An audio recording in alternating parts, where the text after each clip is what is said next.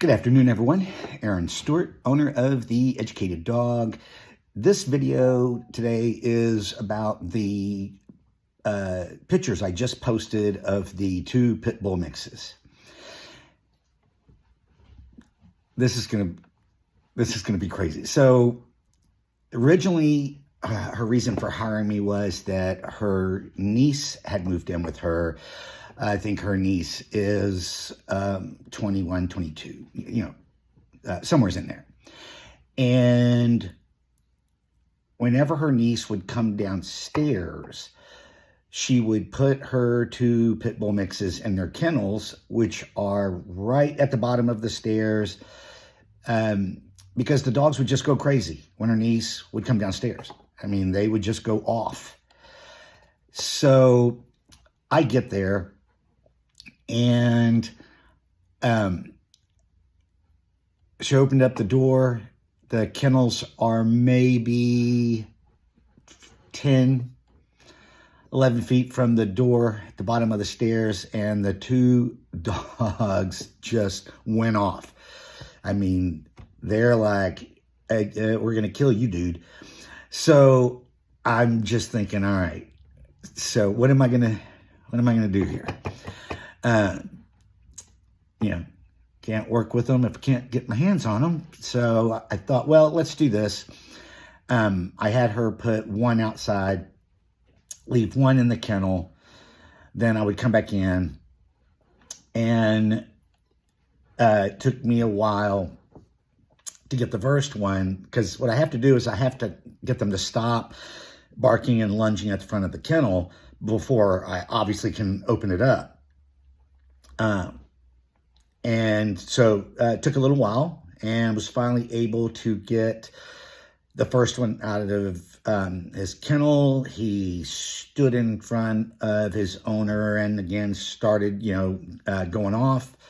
And I had the owner put my slip lead on him so that I could get him outside and see, what's going on with this guy. I mean, I pretty much already knew. It's not like it's something I haven't seen before. So after he quit fighting on the leash, I was able to touch him and pet him. That was a really good sign. And so I took him in, and I was able to take the slip lead off of him. And so I had her switch, and I did the same thing with the second one. Now, he is the larger of the two. He is the brindle colored one, and he's roughly a little over 100 pounds. So it took me a little bit longer to get him to settle down so I could get him out, but I was able to get him out. Had her do the same thing, got him outside, was able to walk him a little bit, which is really important. Then I was able to touch him and pet him. So I got him inside, and I told her, I said, okay, so they're feeding off of each other, but I need the other one inside too. I mean, I have to see the whole picture to help her. And so she brings the other one in. They did exactly what I knew they're going to do. They immediately started both going off because now they have each other to feed off of. But I was able to get that behavior under control as well. Once we did that, I wanted to do a little work with them before I involved the niece. So I showed the owner how she could actually answer the door with them not in their kennels and do it in a way that was going to make them think, going to teach them, and of course, make sure everybody coming in is safe. So once we get about an hour and a half into the session, this was when I had her niece come down, and I told her, I said, so here's what we're going to do so that we can correct the behavior right when we see it's about to happen. And the behavior is them just going just crazy when they see her, when she just even gets to that the landing.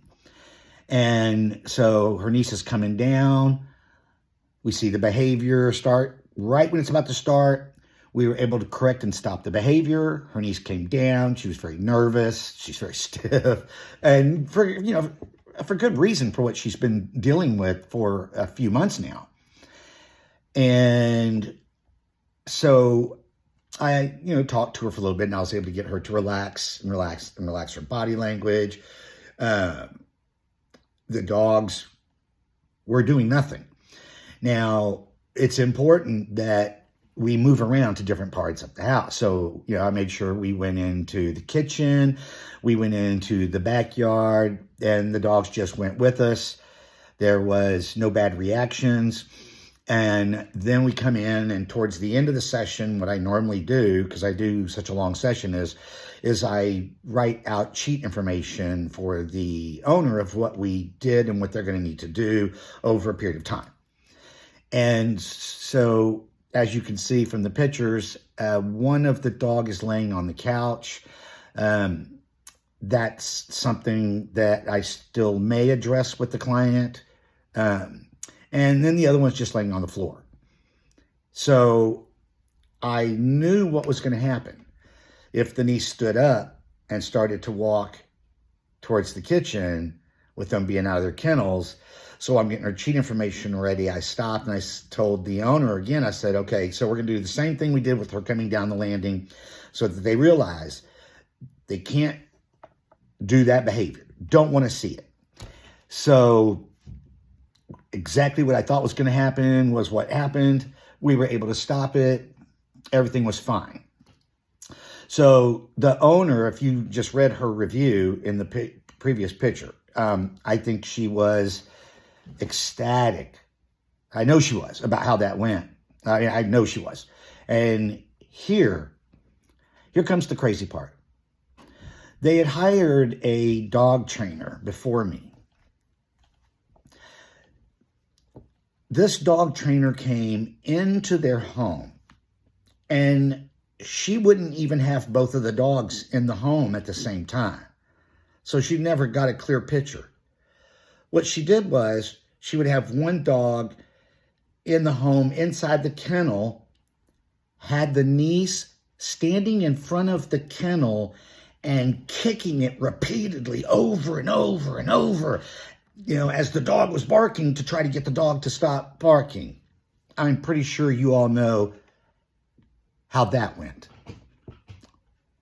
Wow. Wow. Now it's going to get crazier. She also had the niece, every time the niece would come down to the bottom of the stairs, just immediately kick the closest kennel to the stairs.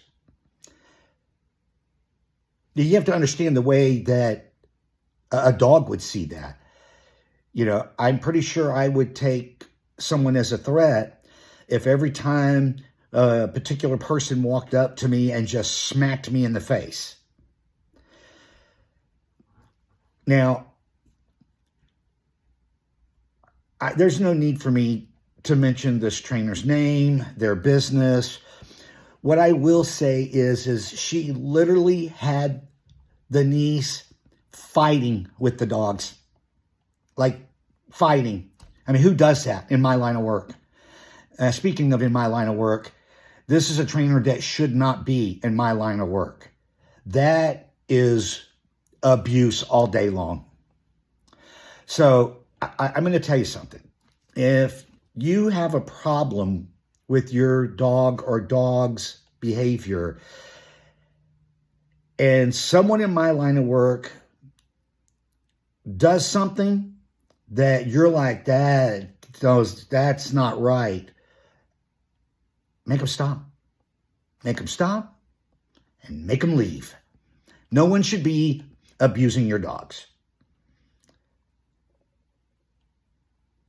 That said, if you're even talking to someone in my line of work and they say something to you that doesn't make sense, it's probably because it doesn't. So this is why I wanted to do this video and not just type a few things under it. This one was, first of all, it was just an awesome session. I was just so happy to work with them and was able to make the changes that they needed. And I definitely, when she told me about what this other trainer done, I mean, it just blew me away, just blew my mind. So that's it. I hope y'all enjoyed this video. And as always, I hope you're having a wonderful day. Bye-bye.